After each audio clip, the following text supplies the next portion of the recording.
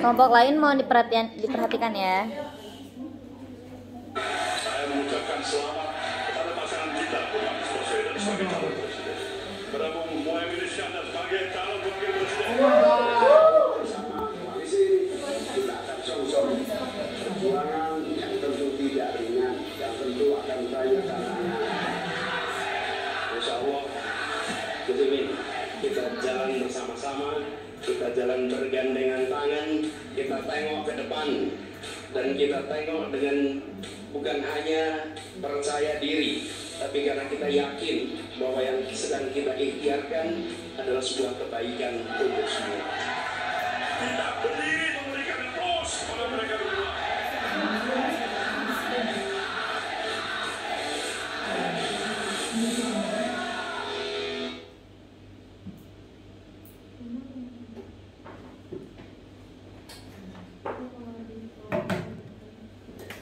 Selamat datang di Mata Najwa, saya Najwa Shihab, tuan rumah Mata Najwa. Saat ini Mata Najwa tengah menyelenggarakan rangkaian perbincangan antara calon presiden dan calon wakil presiden Republik Indonesia. Dan saat ini telah hadir di narasi pasangan bakal calon presiden dan wakil presiden Republik Indonesia, ada Anies Baswedan dan Muhaimin Iskandar. Ya, selamat malam, selamat datang di narasi, Mas Anies dan Gus Imin. Ya, terima kasih sudah menyempatkan waktunya untuk hadir di Mata Najwa kali ini. Alhamdulillah, kita juga senang ya. Iya. Ini kebetulan pertama kali kita tampil bersama ini. Oh, saya baru mau tanya, tadi setelah deklarasi di Sabtu kemarin, kegiatan pertamanya apa? Jadi ini hari Senin toh. Hari Minggu tuh saya ada aktivitas di Medan, sedangkan Saya di Jombang. ya, jadi ini hari pertama kali kita tampil bersama-sama di Jakarta. Kebetulan acara di Mata Najwa, alhamdulillah. Jadi acara resmi pertama Capres dan Cawapres adalah hadir di Mata Najwa gitu. Oke. Jadi sebenarnya kegiatan peristiwa yang terjadi Sabtu lalu itu menggemparkan banyak orang. Lantas bagaimana tanggapan Anda, Mas Anies? Jadi kita ini selalu bersiap dalam situasi apapunnya, dan memang walaupun waktunya berjalan relatif dengan cepat, tapi kita juga kaget awalnya persiapannya kok kita dipasangkan bersama ini, tapi kita memang siap dalam situasi apapun itu. Iya, saya juga kaget kenapa jalan Tuhan ini sangat cepat seperti itu ya.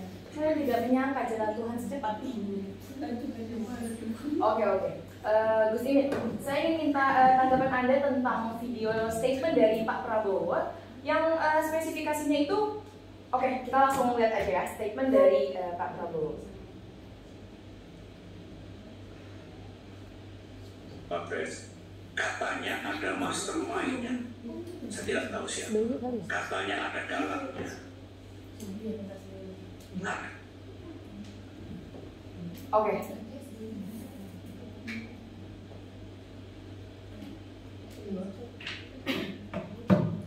Oke, Gus Imin. Ada mastermind, ada dalangnya, ada persekongkolan di balik eksekusi pasangan calon ini. Iya, emang dari awal saya tidak mengikuti semua alurnya. Dari hari Senin, Selasa, Rabu sampai dengan hari Kamis, saya memang terkejut ya. Loh, kok tiba-tiba saya ini sudah ketahuan semua banyak orang, padahal saya belum memberitahu saya akan berpasangan dengan Mas Anies seperti itu. Sementara saya takut senior-senior ini akan merasa tersinggung gitu. Jadi kayak seperti saya mencetuskan tidak ada konsultasi terlebih dahulu gitu.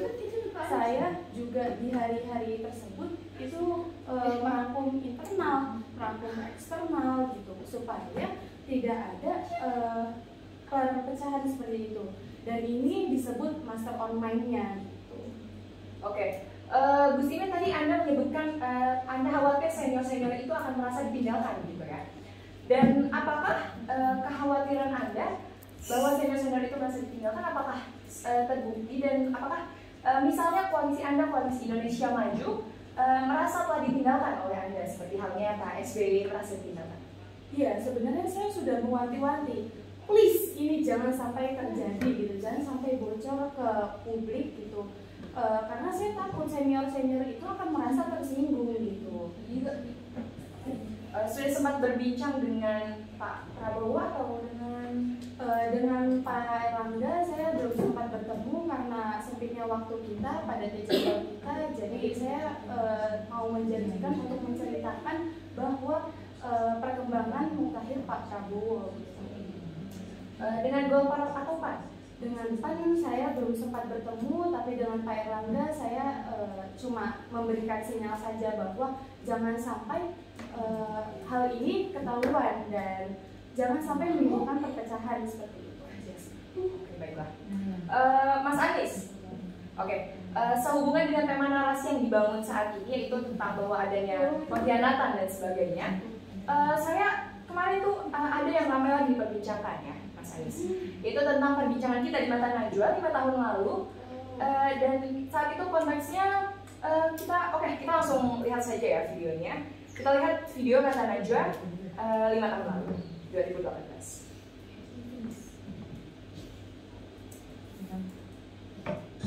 Apakah Pak Anies bersedia untuk menjadi calon wakil? Dan saya sampaikan, Pak Prabowo ini sebuah kehormatan yang luar biasa. Karena ada 260-an juta orang dan saya diminta untuk menjadi pendamping. Mas Anies, saya harus tanya, apakah Anda menolak ini karena tawarannya cawapres? Tapi kalau tawaran capres mungkin saja akan berbeda? Tidak pernah ada tawaran capres. Tidak pernah ada tawaran capres dari Pak Prabowo? Ya. Tapi dari pihak-pihak lain, ada beberapa tawaran capres ke Anda, Mas Anies. Dan pada semua saya katakan, saya tidak ingin menjadi bagian dari orang-orang yang mengkhianati Pak Prabowo. Saya sampaikan. Nah ini kalau ditawarin makan, saya kenyang. Apakah akan seumur hidup saya kenyang? Logikanya, itu saya ngomong kan tahun 2018. Itu pun pada saat itu saya belum bertugas 1 tahun di Jakarta. Dan ini tuh setelah pilkada kalau nggak salah. Jadi pada saat itu, saya bilang ke Pak Prabowo, saya akan fokus bekerja di Jakarta selama 5 tahun dan itu saya tunaikan itu selesai. Setelah itu, kemudian saya diundang menjadi capres atau cawapres. Saya menolak karena saya sudah ada janji kepada Pak Prabowo 5 tahun bekerja di Jakarta. Dan kebetulan Pak Prabowo juga saat itu menyalonkan diri menjadi Sunda Kelapa. Oke. Saya mau minta tolong produser Mata Najwa tolong dicarikan statementnya dan pernyataannya biar nanti akan bisa kita lihat bareng-bareng. Oke, Bert, tolong beri. Ya, jadi kalau misalnya saya bilang di situ ada di video awal-awal di mana saya bilang 5 tahun akan bekerja di Jakarta terlebih dahulu dan itu semuanya saya tunaikan. Tidak ada kata dikhianati atau kata saya mengkhianati Pak Prabowo karena jika dipikirkan lagi tidak mungkin sekarang 5 tahun sudah terlewatkan, saya sudah tuntaskan, semuanya sudah selesai, tapi tidak ada itu dibilang katanya adalah kata mustahil jika sampai sekarang saya dibilang tidak akan menyalonkan diri dan kebetulan saya juga tidak menyalonkan diri. Itu saya sudah saat saya bekerja di Jakarta itu saya dicalonkan oleh partai yang mendukung saya itu adalah PKS. Oke, dan setelah kemudian dicalonkan oleh Nasdem, apakah sudah sempat bertemu dan berbincang dengan Pak Prabowo? Nah, belum sempat. Itu sudah saya ada janji, saya sudah tawarkan janji untuk bertemu, tapi belum ada waktu, beberapa kali belum ada waktu sehingga saya tuliskan surat kepada beliau dan menyampaikan tentang aktivitas-aktivitas yang saya lewatkan dan saya tuntaskan di Jakarta.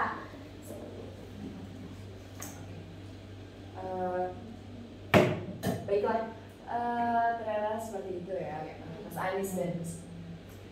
Baik, terima kasih Mas Anies dan Gus Imin telah menyempatkan diri untuk hadir di Mata Najwa dan membagikan ceritanya. Dan sebagai Mata Najwa ini jembatan antara cawapres dan capres 2024 nanti dengan masyarakat-masyarakat yang di luar sana mungkin ingin mengetahui lebih luas. Betul sekali. Terima kasih. Terima kasih juga penonton yang sudah setia menonton acara Mata Najwa. Sampai jumpa di Mata Najwa berikutnya.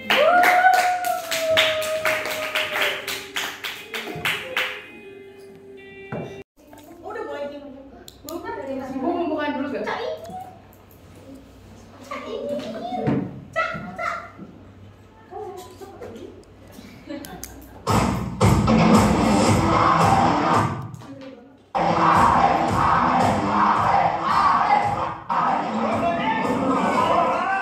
Saya mengucapkan selamat kepada pasangan kita dengan Baswedan sebagai calon presiden. Kepada Tapi kita akan song-song perjuangan yang tentu tidak ringan, kita tentu akan banyak tantangan. Insya Allah Begini, kita jalan bersama-sama, kita jalan bergandengan tangan, kita tengok ke depan. Kita bukan hanya percaya diri, tapi karena kita yakin bahwa yang sedang kita ikhtiarkan adalah sebuah kebaikan untuk semua.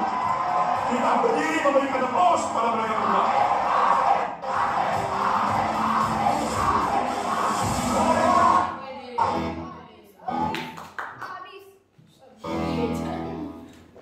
Selamat datang di Mata Najwa, saya Najwa Shihab, tuan rumah Mata Najwa.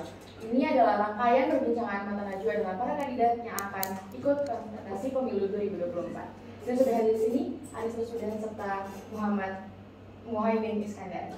Selamat malam Pak Anies dan Bu Simin. Selamat malam Mbak Nana.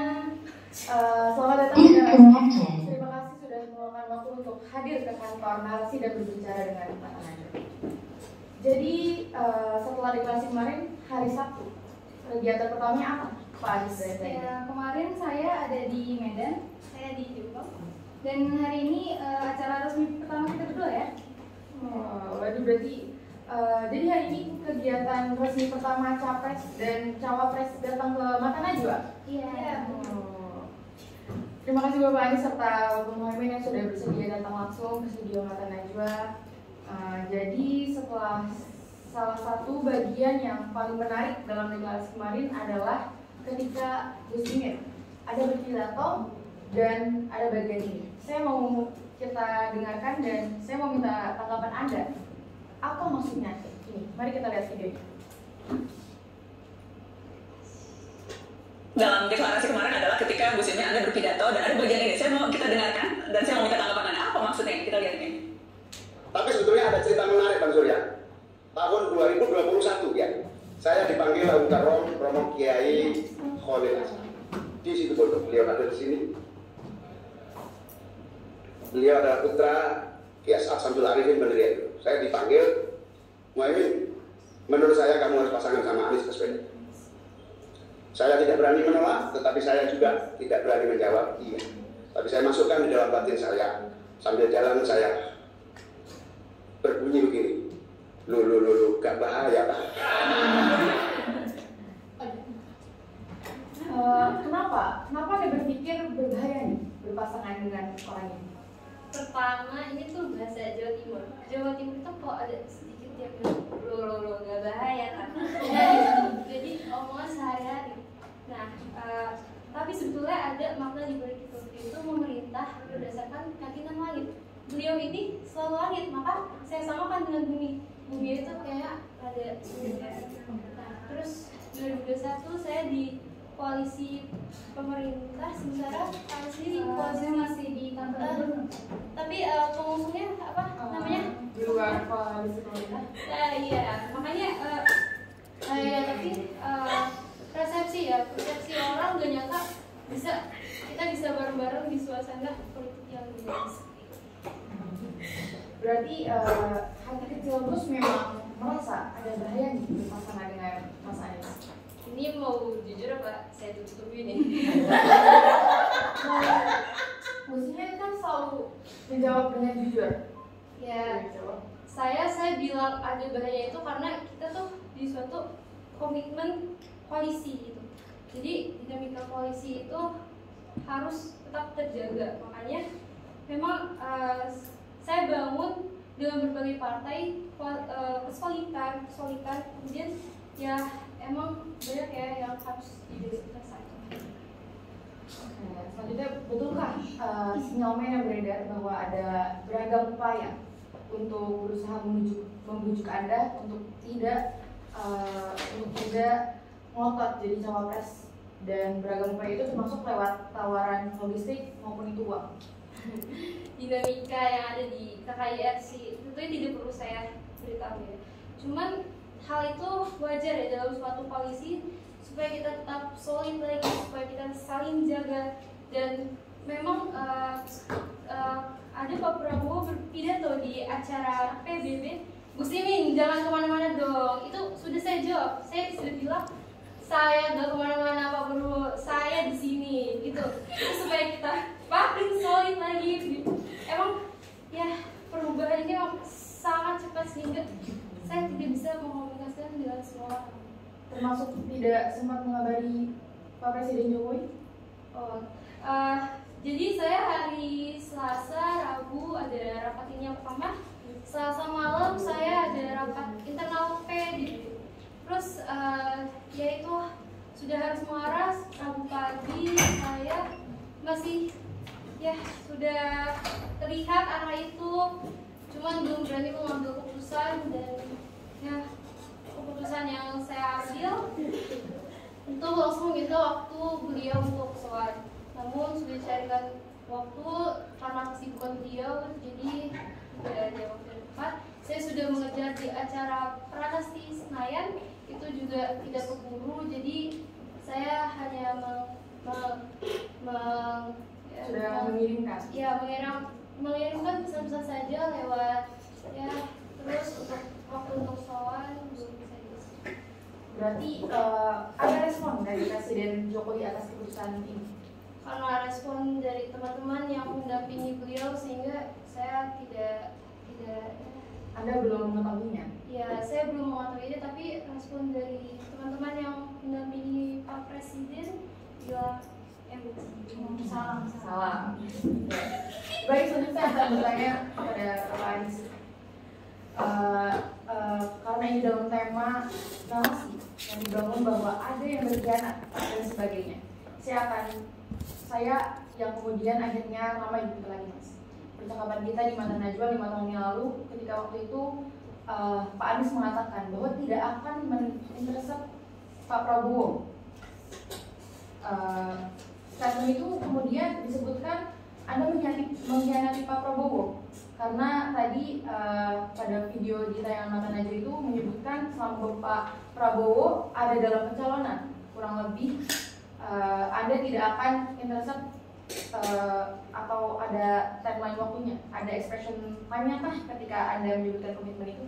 Ya, kalau ini saya ditawarin makan, saya nggak mau makan, saya kenyang. Apa kemudian saya akan kenyang terus? Ya, itu analogi saja ya. Apa yang saya katakan saat itu 2019 ya, 2018 ya, 2018 itu saya saat itu belum bertugas 1 tahun di Jakarta. Kemudian setelah pilkada selesai, saya sampaikan ke Pak Prabowo bahwa saya ingin fokus ke Jakarta selama 5 tahun itu. Dan kemudian saya diundang, jadi ketika kemudian saya diundang menjadi capres, diundang menjadi cawapres, saya katakan tidak. Ada juga di salah satu rekaman ya, saat saya berbicara kepada Pak Prabowo tentang janji saya ini, dan di rekaman itu saat Pak Prabowo sedang di Sunda Kelapa, sedang ingin mencalonkan diri, saat itu saya menyampaikannya, dan Pak Prabowo membenarkan alasan saya saat itu. Oke, boleh kita putar videonya sedikit,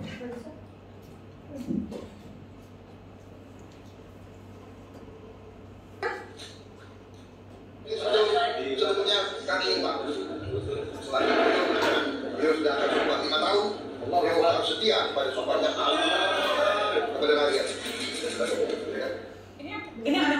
Ini berarti ini yang ada maksud Pak Anies. Dan sejak kemudian dicapres, ini ada maksud tentang video yang ngomong di Sunda Kelapa. Ya. Jadi kami tuh tidak ingin kami ingin memastikan apa yang pendukung kami selama ini, selama jalan kerja di Jakarta, ya jangan ditinggalkan. Jadi Pak Prabowo ini kan akan maju ya saat Pilpres tahun 2019. Dan saya katakan di video yang 5 tahun lalu itu bahwa saya tidak akan mengintercept Pak Prabowo untuk Pilpres 2019 besok. Selesai. Jadi semua sudah ditunaikan, tidak ada yang dikhianati. Gitu, Mbak. Dan kemudian sewaktu Anda dicapreskan oleh Nasdem, apakah sudah sempat bertemu dan berbicara dengan Pak Prabowo? Saya belum bertemu dengan Pak Prabowo. Beberapa kali saya ajukan untuk permintaan untuk bertemu, belum dapat waktu. Kami sampaikan lagi, belum dapat waktu lagi. Kemudian akhirnya saya mengirimkan surat kepada beliau tentang tugas yang sudah saya tuntaskan di Jakarta dan perkembangan di Jakarta. Lalu bagaimana Anda menggambarkan hubungan Anda dengan Pak Prabowo? Saya sangat menghormati Pak Prabowo. Menurut saya Pak Prabowo adalah pribadi yang memiliki kecintaan yang luar biasa terhadap bangsa Indonesia, dan saya akan selalu menghormati beliau. Baik, terima kasih Bapak Andi serta rombongan Iskandar yang sudah menyempatkan waktu untuk datang langsung ke studio Mata Najwa. Terima kasih, moga-moga diundang lagi kita. Ya, boleh. Nanti kan kita undang lagi untuk berbicara tentang Indonesia ke depannya bagaimana. Iya, soalnya kita belum ngomong tentang gunanya apa, maunya apa itu Betul. yang paling Betul. Terima kasih Mbak Nana. Terima kasih Mbak Nana. Sudah masuk Mata Najwa. Badan mana?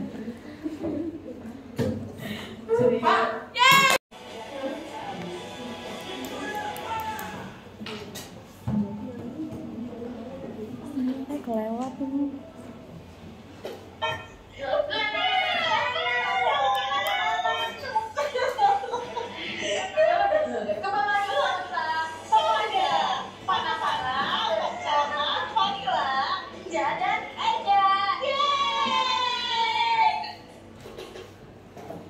Assalamualaikum warahmatullahi wabarakatuh. Waduh, fire. Gimana nih siang-siang? Hot banget ya, panas banget sumpah. kita butuh sesuatu yang hot daripada suasana hati kita. Iya, betul banget sih. Lagi bikin yang kesini di sini. Gimana nih sehariannya selama ini dari pagi sampai siang? Gimana kabarnya? Baik ya, alhamdulillah di tengah terik-terik kayak gini juga. Kayak aus banget gitu gak sih? Iya, aus banget. BTW kalian udah makan siang belum nih? Iya. Lapar gak tadi makan apa? Nisa kamu makan apa? Nisa? Dapur itu Banget sumpah. Udah makan belum? Udah, makan betul juga kan kita udah disabarkan ya. Iya, makan. Atau fire jangan-jangan puasa? Waduh, rajin banget ya puasa Senin Kamis. Alhamdulillah dong. Insya Allah juga, insya Allah. Kita doain bareng-bareng ya apa Pana? Iya. Untuk kayak para fire, ayo coba doa. Ya Allah, semoga yang puasa untuk fire di luar sana yang puasa semoga dilancarkan. Amin. Dapat berkahnya bisa keterima PTN. Amin. Nah, kita sekarang mau ngapain nih Fire? Kayak ini tuh udah mau jam 2 gitu ya, udah mau selesai itu. Nah, ngapain nih? Kayak bentar lagi udah selesai. Apa kita ngeplay? Ngeplay apa nih emangnya? Waduh, ngeplay apa nih? Ngeplay apa nih, Zak? Di ruang ini enaknya mulai di sapa mantan gak sih? Oh, sapa mantan kapan nih? Kemarin? Lusa? Kapan? Ih, asik banget. Ayo kita Play sama mantan. Oke, kita play ya votingnya. Sekali lagi kita buka sesi andalan kita yaitu sama mantan. Koko mantan. Jadi kita tuh sekarang ada yang udah ngirimin nomor ke kita, 2 mantan SMA. Waduh, gimana ya cerita mereka? Wah, mantan SMA di sana. Oh, mantan SMA nya. Siapa di sana? Halo Kak Hana. Halo. Waduh, suaranya agak susah sinyal ya. Iya, gimana tuh? Saya Yola dari Depok. Kayaknya agak susah sinyal ya kemarin ya. Jadi Iya. Alhamdulillah dari Depok.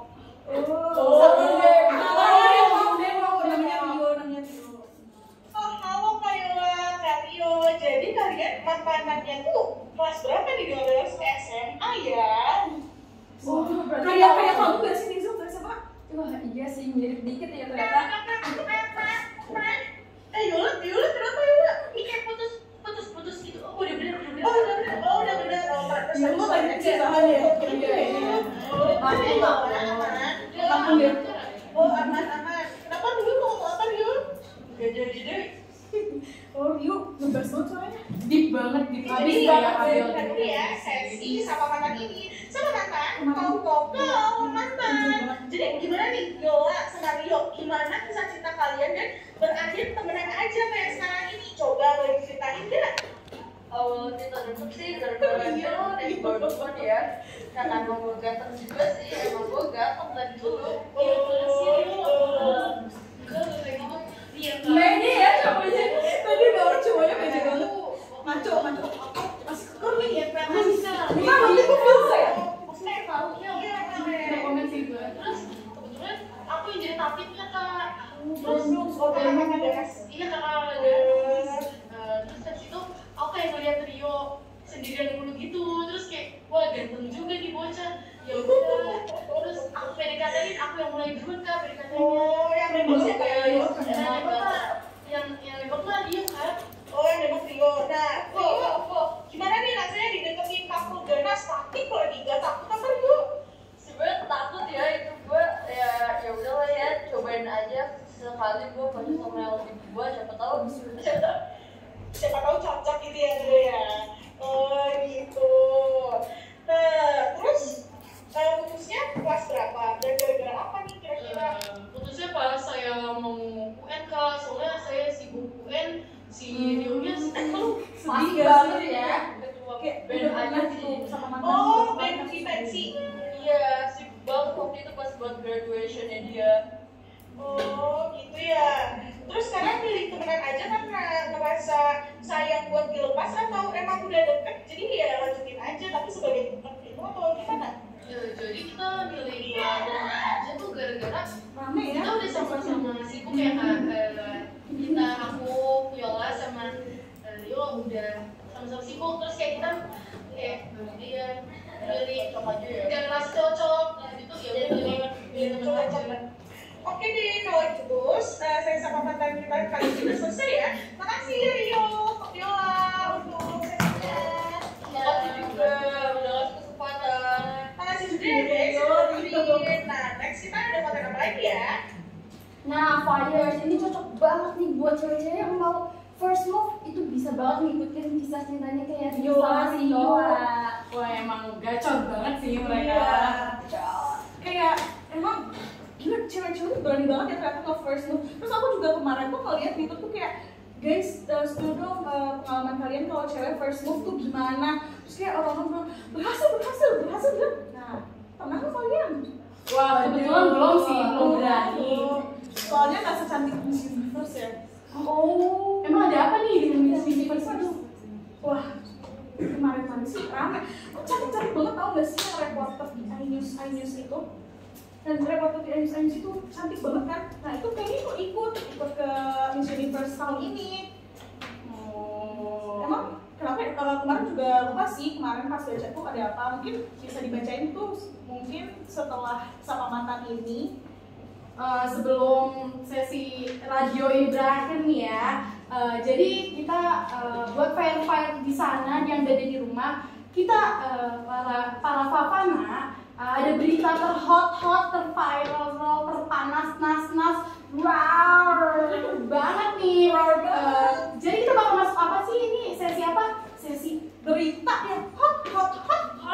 Oh, bukan lagi ada di pisau. Setajam apa? Pisau.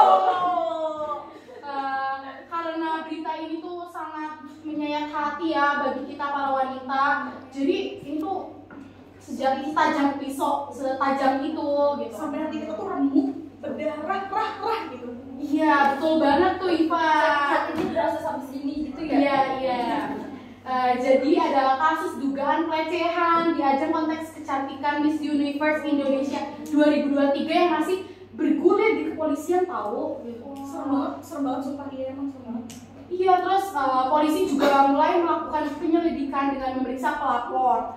Pemeriksaan dilakukan di gedung Direktorat Reskrimum Polda Metro Jaya pada Rabu 9 Agustus. Berarti kayak agak udah lumayan lama ya ini.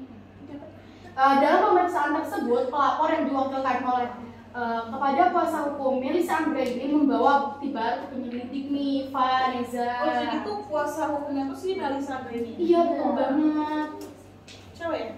Iya, cewek, pasti cewek nih. Oh, kali aja, nggak tahu ya, Zak. Bener. Terus abis itu ada diduga ada puluhan finalis menjadi korban pelecehan dalam sesi body checking tanpa busana. parah banget ya, beneran kayak Sebanyak itu.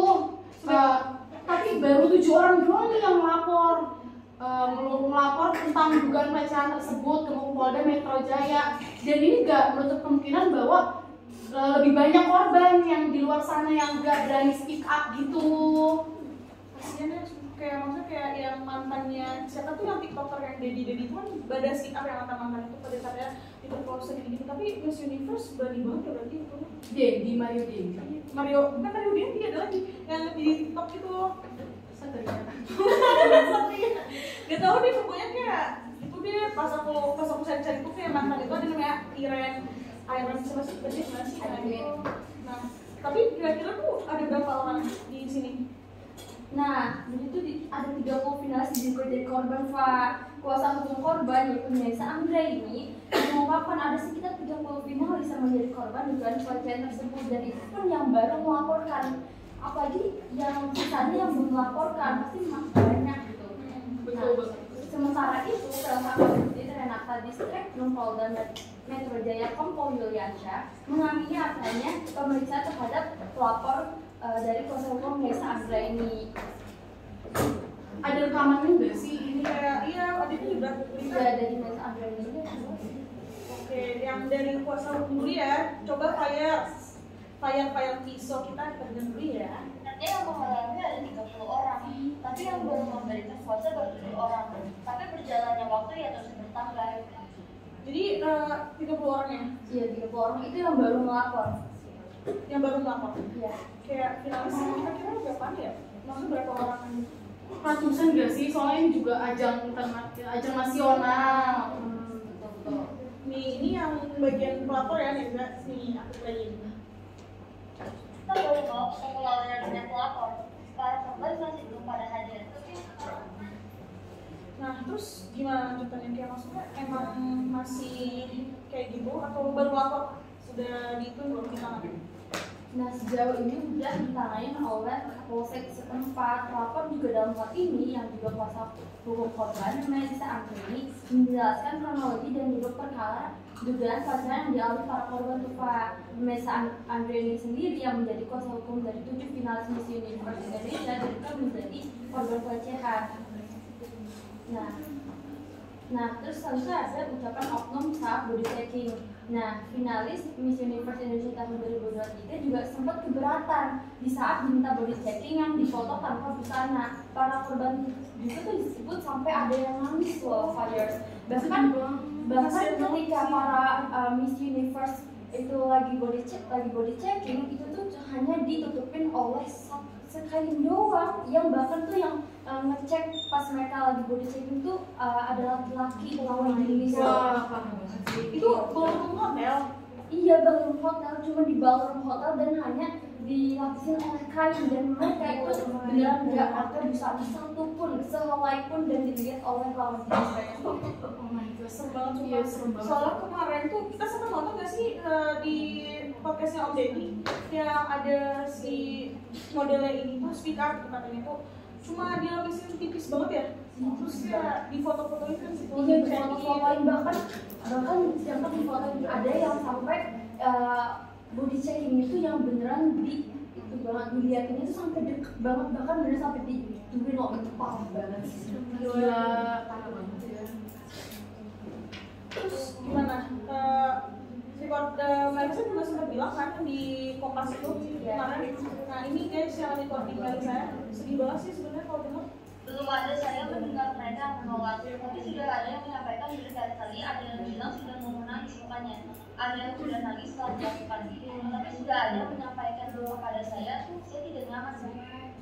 Jadi kayak maksudnya tuh kasihan ya sih, takut mau nolak, takut dieliminasi gitu. Iya, kebanyakan tuh Miss Universe tuh juga udah gak bisa ngapa-ngapain loh, karena itu udah finalis kan, udah jadi finalis, tinggal final gitu, tinggal tunggu pengumuman aja, jadi mau nggak mau udah masuk gitu. Nah, tanggapan dari pihak Miss Universe gimana? Nah, jadi tuh Poppy Capella selaku Miss Universe, direktur Miss Universe itu bersuara terkait skandal-skandal ini. Nah, katanya tuh Poppy tuh bilang kayak gini. Dalam dunia kontes yang dinamis, suara bergema dari setiap arah. Setiap komentar, setiap umpan naik. baik yang di pujian maupun tidak kritik. Salam kita dalam narasi. Nah, Poppy itu bilangnya tuh di akun Instagramnya, di story kalau nggak salah ya. Habis itu hari Senin tanggal 7 Agustus. Nah, terus habis itu Poppy juga menulis story itu dengan bilang, saya ingin mengucapkan terima kasih yang tulus kepada semua orang yang telah meluangkan waktu sejenak untuk berbagi pandangan, perasaan dan perspektif dengan kami. Komentar kalian, dan kata kalian adalah kekuatan yang serta-merta mendorong tekad dan semangat kami. Jadi kayak sedih banget gak sih Flyers kalau di Nggak sedih banget, kayak aku baru dengar beritanya terus kayak wah. Iya, kayak mungkin udah ya guys, kita semenit lagi kita harus out istirahat, dadah. Nah, ini juga berita semenyakiti ini, semenyayang hati ini dari berita pisau ini tuh udah mau selesai. Nah, berita itu juga untuk penutup sesi kita siang ini. Betul banget. Kita Fofana pamit undur diri, sampai jumpa besok, dadah.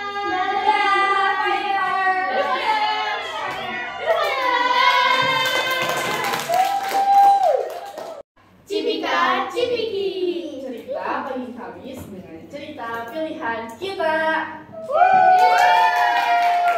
Gimana pagi Kamisnya nih? Biar lebih seru, kalian bisa banget nih sambil dengerin podcast dari Cipika Cipiki. Nah, kalian udah tahu belum sih kalau akhir-akhir ini ada fakta perselingkuhan tentang Satria sama Clara. Nah, terus dengar tuh netizen tuh pada kompak buat ngebela Nindi. Pada tahu Nindi kan guys yang mantan istisahnya itu. Tapi sebenarnya siapa sih yang sebenarnya salah tuh? Nah, jadi gini Tep, kalau nggak salah tuh ya, nama Nindi sama Satria ini sempet nih viral ngehebohin dunia sosial media karena kontroversi mereka yang nikah di umur belasan tahun. Nah, dengar juga nih guys, Nindi hamil duluan.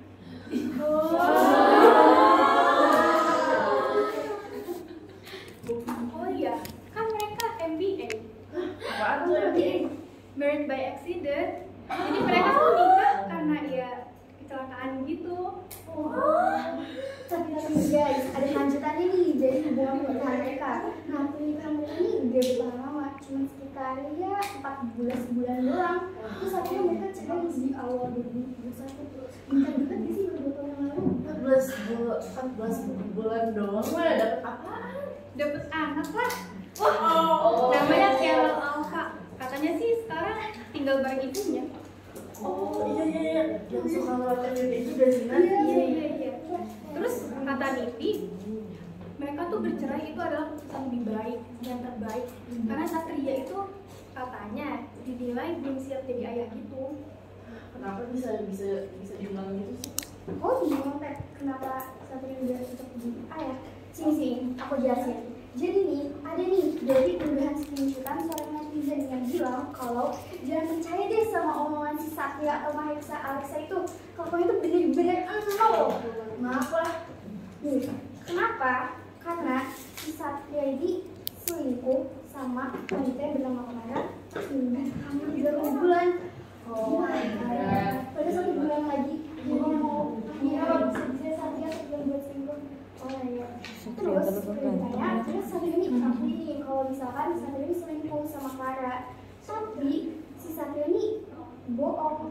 Karena kalau misalkan awalnya tuh Clara duluan yang ngajak Clara duluan, apa tuh kan. Padahal tuh kenyataannya kayak gitu guys.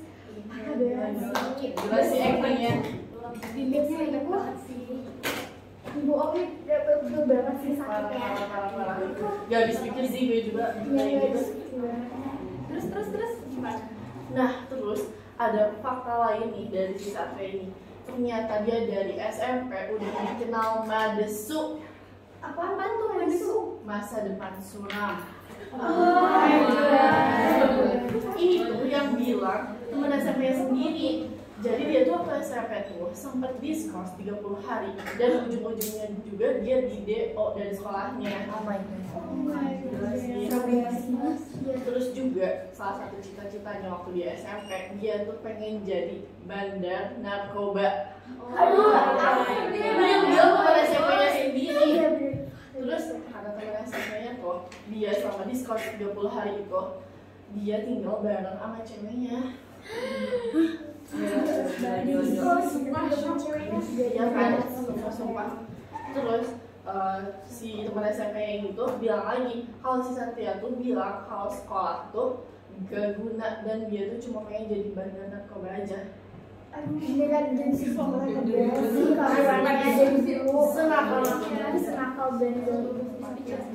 Terus nih omong-omong soal Clara yang tadi udah dibahas, dia tuh pernah bilang juga di live Instagramnya kalau ternyata si Satria tuh sengaja ngehamilin Nindi karena Nindi tuh udah dikenal dari keluarga kaya. Jadi setelah itu dia cuma pengen numpang hidup doang ke si Nindi. Parah banget Sumpah jahat banget. Gue tuh masih bingung kenapa si Satria bisa sampai senakal ini. Dan penasaran aja gitu latar belakang keluarga itu gimana. Nih Teh, mau tahu kan latar belakang hidup Satria? Nah, katanya sih Satria ini mengaku sebagai anak polisi.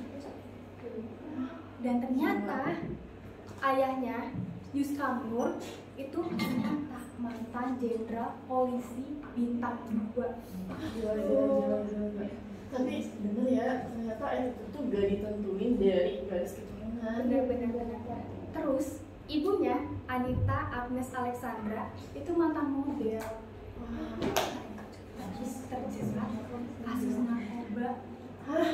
Gimana? Apa sih istilahnya kan? Itu loh kan istilahnya buah jatuh gak jauh dari pohonnya. Nah, iya. Benar. Ternyata gitu ya.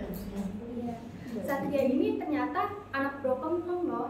Kedua orang tuanya tuh bercerai saat Satria masih muda. Terus jadi netizen banyak yang beropini tuh kalau ini tuh berpengaruh besar gitu ke hidupnya Satria.